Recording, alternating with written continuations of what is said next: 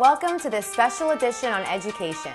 The need to transform public education is one of the most important initiatives today to facilitate the empowerment of students and educators to engage in productive 21st century learning environments. Our honored guests are Mr. Robert Runcie, the Superintendent of Broward County Public Schools. It is the largest fully accredited district in the country and the nation's 6th largest public school district, serving over 750,000 students in more than 300 schools. Joining us also is Abe Fischler, President Emeritus of Nova Southeastern University and former Chairman of the Broward School Board, who will discuss future plans and the challenges in education following these messages.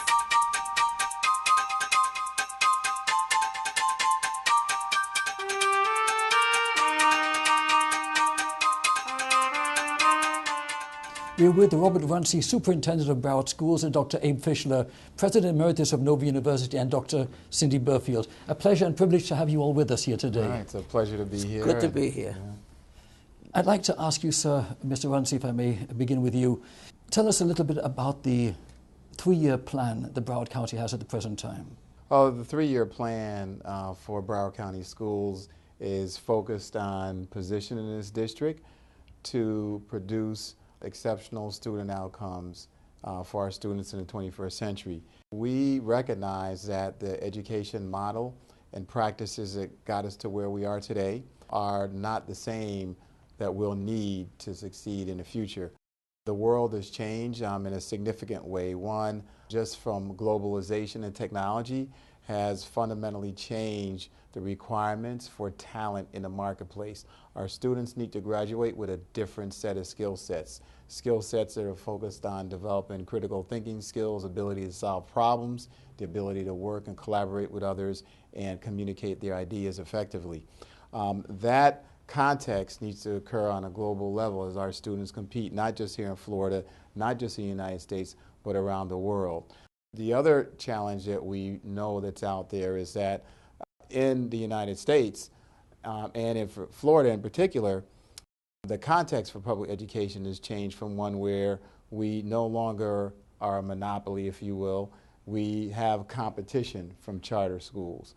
Charter schools, I believe, will ultimately make us better through competition because it's going to force us to really compete, not only based on outcomes, but even things as simple as our customer service. Our customers, our parents have options, and we need to recognize that.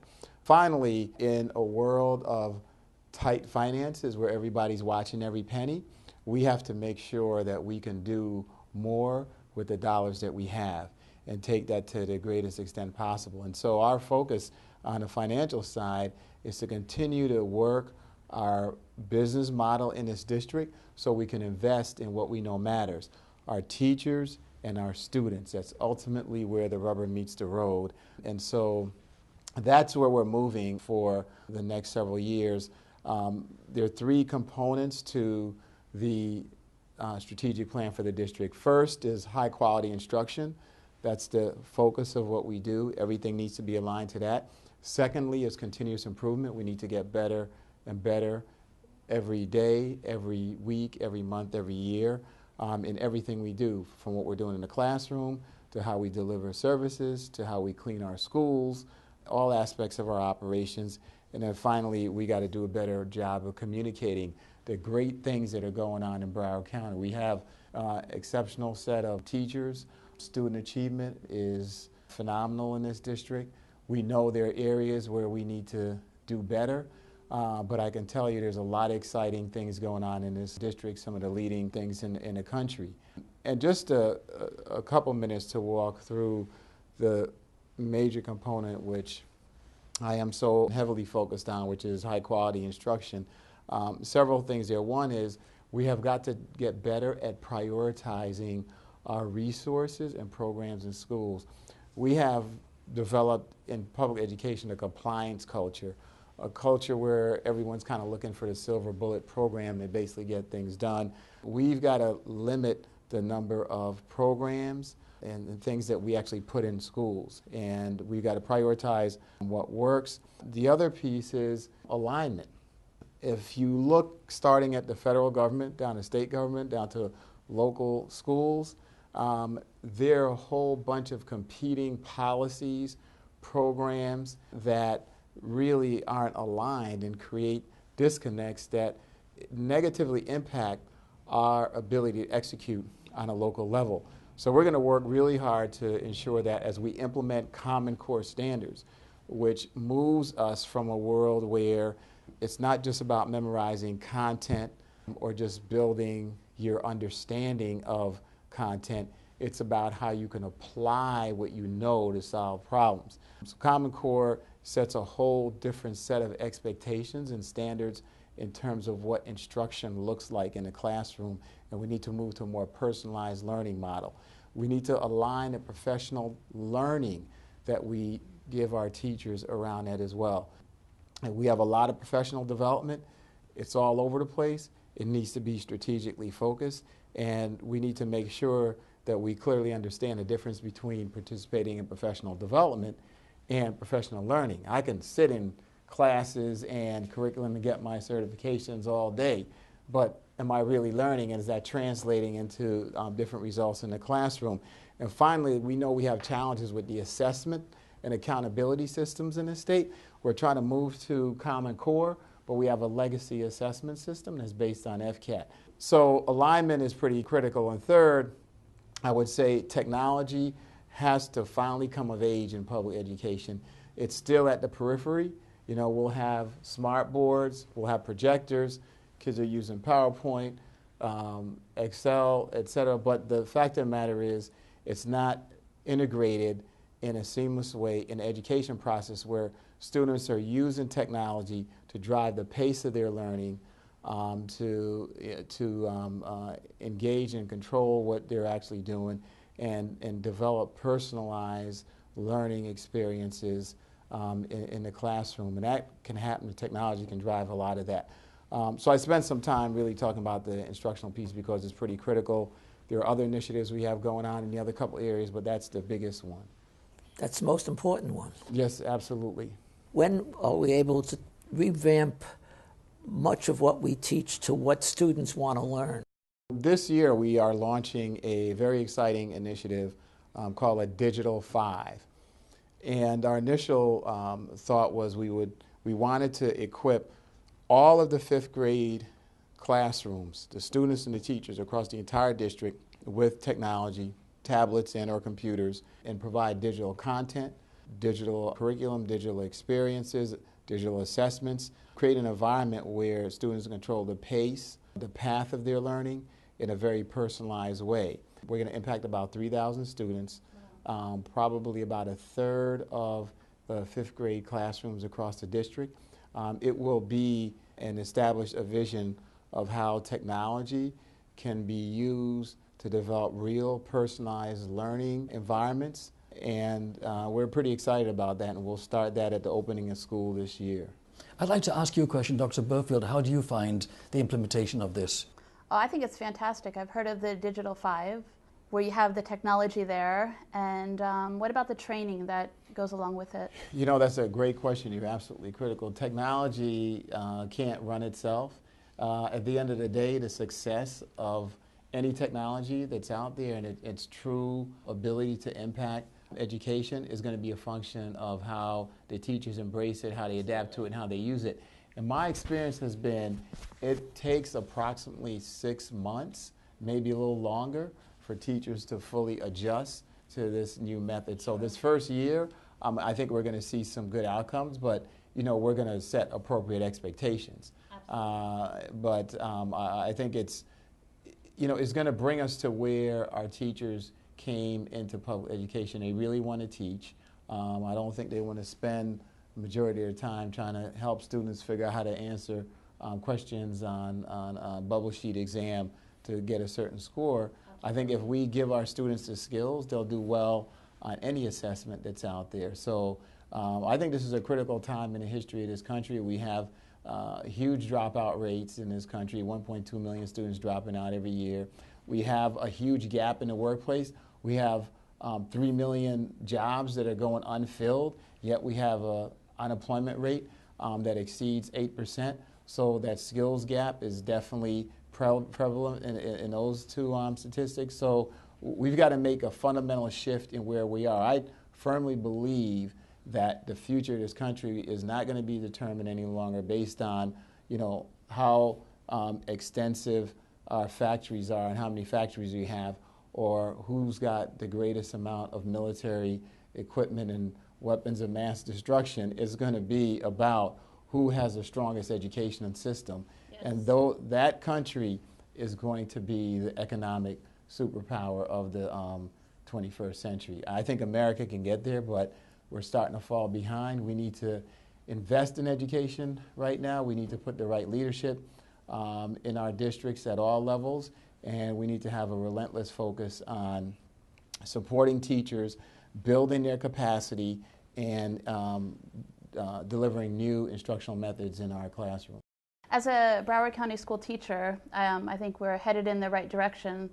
I've experienced a couple of workshops recently. Last week there was one, the STEM problem-based learning cadre, and I like to see how we're moving more in the direction of, rather than spoon-feeding the teachers all the information, we're setting up a model whereby they are experiencing for themselves the type of learning that they will be facilitating amongst their students. Right. So for that type of learning to be occurring, I think is a wonderful step in the right direction.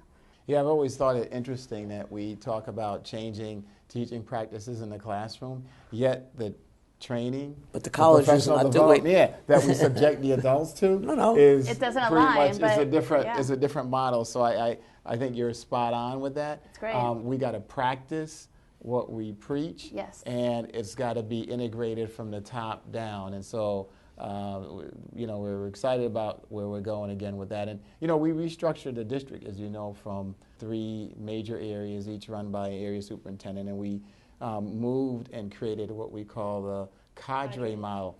And the whole point of the cadre model is to develop an environment where we're creating professional learning communities among a group of principals from a diverse set of schools where they're learning from each other, they're visiting each other's schools, they're sharing best practices, and they're figuring out how to get better. And if we do that across the system, now we're going to start having systemic change in our schools, because at the end of the day, the success of a school is not so much determined by the amount of financial resources we put in there. It's not so much determined by the amount of programs we put in. It's really about the culture in that school, how the adults work together, their ability to have honest conversations using data to drive their instructional strategies. Once you have that, you're going to have great outcomes in the school, and that's what we need. Culture starts at the top. Yeah, it really does. Yeah, and so we're trying to support our principals to make that move at the schools. I know it's a challenge because we still have FCAT that they have to deal with, and we're telling them, look, let's really shift our thinking and what we're doing. So it's going to be an interesting year as we transition from where we are now into the educational models that we need for the future. And the principals, I think, nowadays have to get their feet wet, and they have to be not only administrative leaders, but they have to be learning leaders themselves. You're absolutely right. Yeah. In most countries, the principal's called the headmaster. It was interesting. I was at an event this Saturday, and someone from one of the Caribbean islands was mentioning one of our schools that they just thought the principal was, just fabulous. They were really excited about the school, the leadership there, and they continued to refer to the principal not as the principal but as the headmaster, right? Because the headmaster means that you're the top instructional leader in the school. And unfortunately, and this is true in Broward as it is across the country, if you were to go poll principals and you were to actually ask them how much of their time they're spending on instructional versus non-instructional, in most cases they'll probably tell you they're spending 70-75% of their time on non-instructional administrative management things. And obviously the smallest percentage at best, 20-25% on instructional. We believe that should be flipped around. Absolutely. So we're working on that. We're trying to take as much as we can off of our principals' plates And this year we're going to have a real honest conversation with them, and we're going to start asking our principals through a series of conversations, what kind of resources do you need from the central office in order to be successful to move your students over a multi-year process and continue to move student achievement? What resources and supports do you need? Secondly, what programs and initiatives are we spending money and effort on putting into your schools that you don't need really? And if you could, you would reallocate those resources to higher priority needs. And I think those conversations are going to get us to two things. One is going to get us a list of priorities of what we need to focus on to support the schools. Secondly, it's going to give us a list of things that we need to stop doing because we've got to change what we've doing. And sometimes too much is too much. Yeah, that's correct. It's not easy, but it's not easy. It's not easy. Higher education. It's hard to ask people who've been doing some things for a long time, hey, should we stop what you're doing? But I tell you what, the principals know they're accountable for outcomes in the school. And I look at this as a war. But not FCATs only. Right, not FCATs only, right? Yes. You know, the war for public education is absolutely going to be fought on a front line. And we need to recognize that the way you fight wars is by letting the people that are on the front line call the shots. You look at how we deal with Afghanistan, Iraq, the soldiers call in airstrikes, they call in resources in real time. They don't send a note back to a general 5 miles back and wait for a few hours till it gets up to the front. And, you know, by that time you've got a whole different set of circumstances. Yeah, and they're professionals, and these people in the schools are there, and they are professionals and educated, and they need to have that control to make those shots because school A and school B might have two separate sets of needs, and for that. But even in the same classroom, you can have students exercising their interests. Right. And that's why we're empowering. Right. We're empowering. I see it just last week. We are now empowering the teachers. Yes, you need to make those decisions. You need to create these unit plans and all of that. That whole mindset of spoon feeding the kids is going. I think I mean just from standing back and looking at it, it's a lot of work, right? If you think about it, why would we pay a whole bunch of teachers, highly qualified folks, for example, to each develop their own, let's say, algebra lesson plans for the year, right? When, we take a handful of them and just develop something that's really good, deliver that consistently, and then their job becomes one is how do you actually work with kids in an individualized basis, facilitating the learning they need, be there as a coach, ask the right kind of questions, help move them along. But I mean, if you're why do I have to learn if that's what the kid's asking? Right, and we need to basically get that. And here's why you have to learn. This is how you would apply it. But if you're spending all of your time just trying to give them like the content, it's the problem. So we have some teachers that are taking advantage of things like Khan Academy, and I know that's I think that's a start. We're gonna have to have more robust solutions than that. But one of the teachers, she sends the students home. When they're at home, they actually go through all the content. They use Khan Academy. When they get in the classroom, they're actually doing homework. This is over at one of our middle schools. Yeah, she has a flipped classroom going on at Nova. Real exciting. But the kids come in there, they're doing work. They're like solving problems. They're showing the answers and the solutions in real time. It's a really exciting environment. Yeah, it really is. It's a great, exciting time too. I think it's all those innovative ideas and practices, if you will. But we did a good job on that. You did an outstanding job. Yeah. Speaking of frontline troops, Dr. Burfield happens to be in the front lines, and both of you share, among many other things, the vision of transforming education. Dr. Fischler forever has been writing on this, and in fact, you as well. How do you see the future with regard to transforming education, Dr. Fischler? He's talking about it. It's easy for us to talk about it. It's going to take a couple of years. My first question was, what would you like to see in 5 years? He said he's showing you what he hopes to have in 3 years. Every school where kids are involved in learning, developing the skills of the 21st century, knowing where information is, knowing how to process it, and not expecting somebody to have the information to give them, even though he could ask, When they ask me a question, I always tell them, where do you think you can go to find out? Right, right. What tools do you need? Yeah. You weren't here when I spent 3 years convincing the school board to spend money to put internet into every classroom. $144 million. I thought we'd be much further along. Than we are now, yeah. That took 2 years just to get them to approve it. Yeah. Unfortunately, what happens is, you put a lot of this infrastructure and you put these tools in, and then what happens is people tend to figure out how to mold all that to their current way of doing business. Right. So you really don't get any change. Yeah, I gave you all this technology, smart board into a whiteboard, right? You're not doing a lot of the same things. It's true. But, to be fair to a lot of folks, unless you give people the opportunities and the space to learn and psychological safety, if you will, to begin to change from what they're doing, it becomes a challenge. They need to make mistakes that's the best way to learn. Yes. It really is. It's a parallel.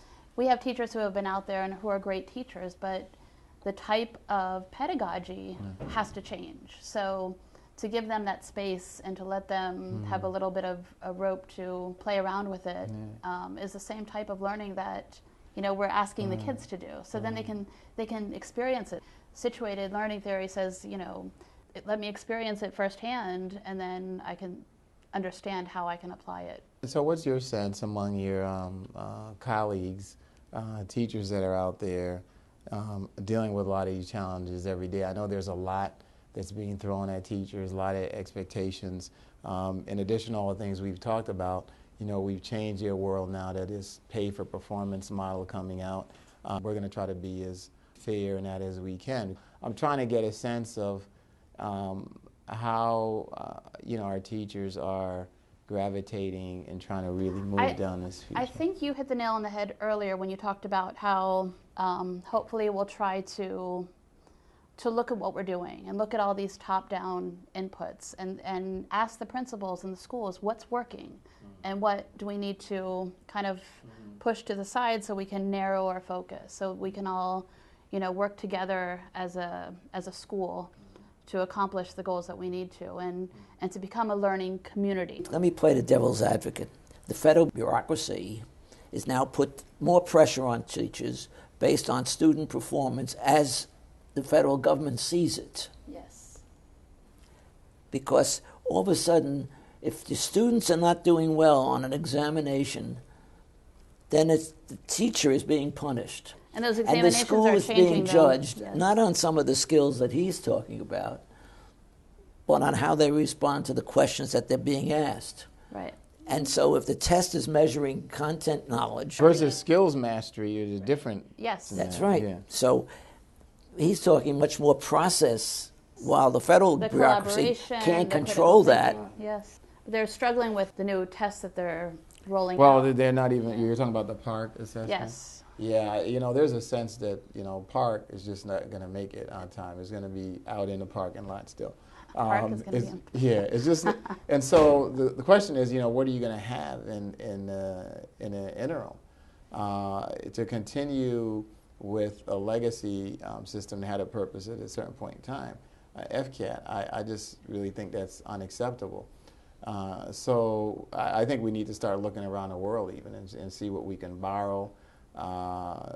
There's probably other things that we have here in the United States that we can leverage. There's some talk about leveraging the College Board assessments, for example, right? Where, we've got SATs, ACTs, PSATs. Should we use that as a base and expand on that, at least for the college and career readiness piece? Sure. There's never been, in my view, a really strong assessment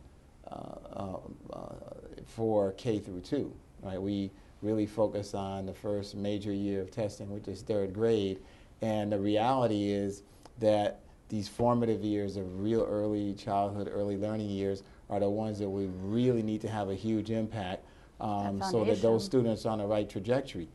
And that's been kind of pushed to the background by our system. So hopefully as we go forward that we're going to pay a lot of attention to getting kids better prepared before they show up for school, and then when they're in pre-K, kindergarten, first, second grade, that we're doing the best job possible, because if we set the right foundation for them, it's going to be, you know, a whole different world when they get into the middle grades in high school.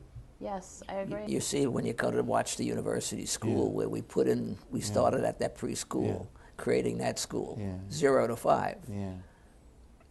Those kids, when they come to first grade, they're reading and they're writing and they're finished with Dean's blocks and all of the things. And they have these inquisitive minds. You know, they're just out there wanting to learn. You know. Yeah, you know, in my sense, you know, going back to your first question, you know, where do we see things, you know, a few years from now? But you know, it's my hope to continue this work, this journey, this mission that we're on, to create a whole new generation of students. And it's going to take a whole generation, you know, cycle.